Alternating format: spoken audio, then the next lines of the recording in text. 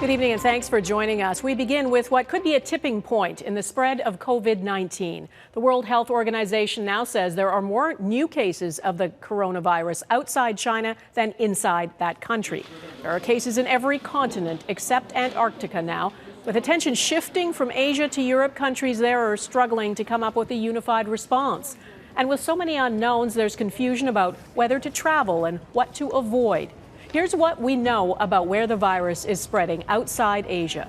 Right now, the biggest outbreaks are in Italy and Iran, and from there, the infection is spreading kind of like a web across the world. People who had been in Italy are now linked to cases in Algeria, Austria, Croatia, Germany, Greece, Spain, Switzerland, and Brazil. And people who had been in Iran are being linked to new cases in Bahrain, Iraq, Kuwait, and Oman. Canada has recorded a second case in someone who traveled from Iran, and it's the 12th confirmed case here. At least 46 countries and territories have detected the virus, and dozens of passengers who were let off the Diamond Princess cruise ship in Japan have now developed symptoms, and a fourth person has died.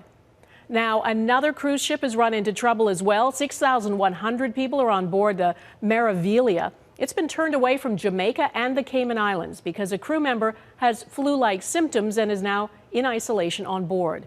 The cruise ship company says it's just a case of the flu. The ship is en route to its next port of call in Cozumel, Mexico. And in Italy, more than 400 people have tested positive for the virus. That's the biggest outbreak outside Asia. Crystal Goomansingh has our top story tonight. Chemists in Milan are mixing up batches of hand sanitizer. Customers concerned about the new coronavirus bought up all of the available stock. Italy is the center of a European outbreak. Red zones in the north are being patrolled by members of the military and police. Anyone trying to sneak in or out could be jailed for 3 months. This Saskatchewan woman is stuck in Milan waiting. Our classes were suspended for the following week, so this week. And that's basically all we've heard so far. Iran is another location of particular concern. It's believed there are far more COVID-19 cases there than Iranian officials are reporting. A special investigative team from the World Health Organization will arrive there this weekend.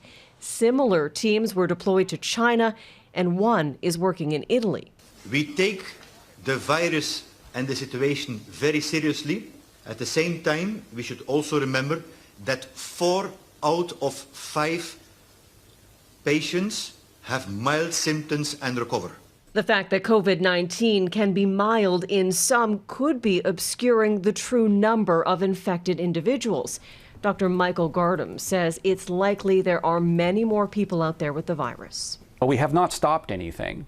And I think that, the academics, the people like me who are out there looking at the epidemiology, I think there's pretty good agreement that we are heading towards a pandemic. Slowing the spread is critical, but responses are different in each country. In London, for example, the energy company Chevron told people to work from home until test results come back for a worker with flu-like symptoms.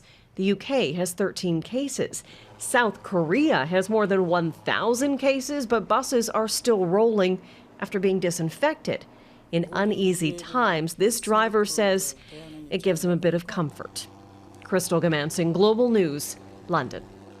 Preparing for a virus that's new to humans and that experts still don't fully understand isn't simple. Canada does have a plan on how to handle pandemics. Tonight, Michael Couteur takes a look at the mechanisms that are in place to tackle an outbreak. Mike? Well, Donna, as COVID-19 has evolved into a wider global outbreak, so too has the federal government's approach to it.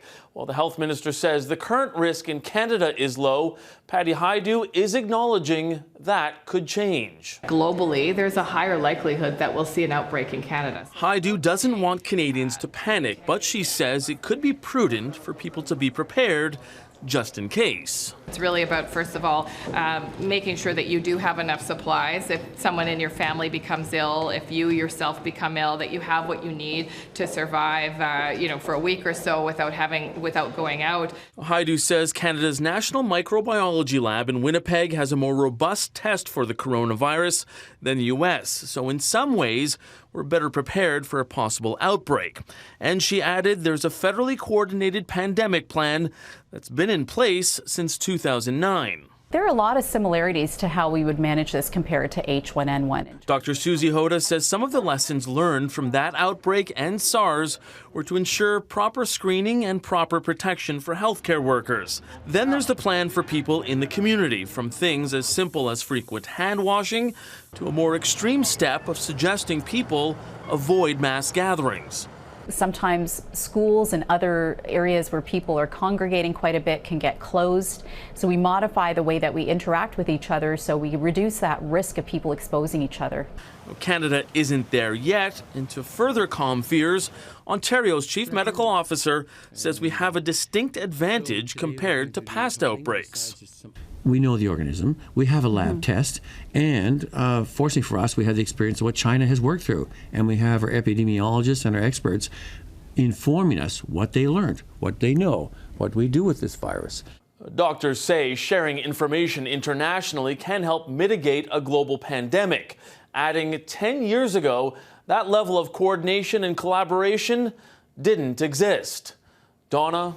Okay, Michael Couture in Ottawa, thanks. In the U.S., President Trump just addressed the American response to the virus. He's blamed the media for making it look as bad as possible. Today, he said he doesn't think the spread of the virus is inevitable, even though that's what officials from the American Centers for Disease Control said yesterday. There are 60 confirmed cases in the U.S. now. That number is likely higher, though, because few people have been tested, and many test kits were found to be faulty.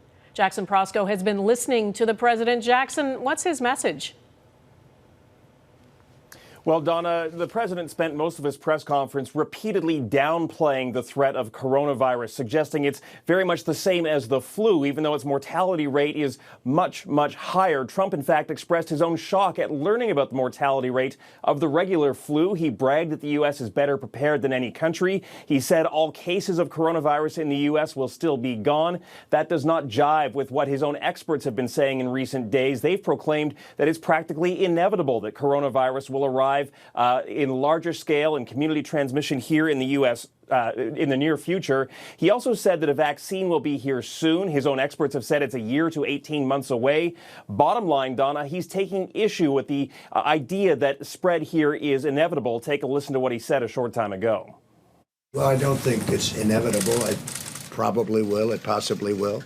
It could be at a very small level or it could be at a larger level. Whatever happens, we're totally prepared. We have the best people in the world. Jackson, the president, sounding very optimistic. Not many people in the U.S., though, have been tested. I think it's about 500. That compares to tens of thousands of people in countries like South Korea. And the CDC has admitted that some of its test kits are faulty. What's going on? Yeah, there's a real concern here that no one has a full picture of the spread of the virus here in the U.S. or whether community transmission is already taking place because of those limits in testing capacity. As you mentioned, faulty kits, they've been very narrowly distributed to only 4 or 5 sites. The situation's so dire for some health authorities that in Hawaii, they've asked to send their samples to Japan for verification. Donna, the president has appointed his vice president, Mike Pence, to oversee all these efforts, but suggested that there's no need to ramp up testing capacity right now. All right. Jackson Proskow in Washington, thank you.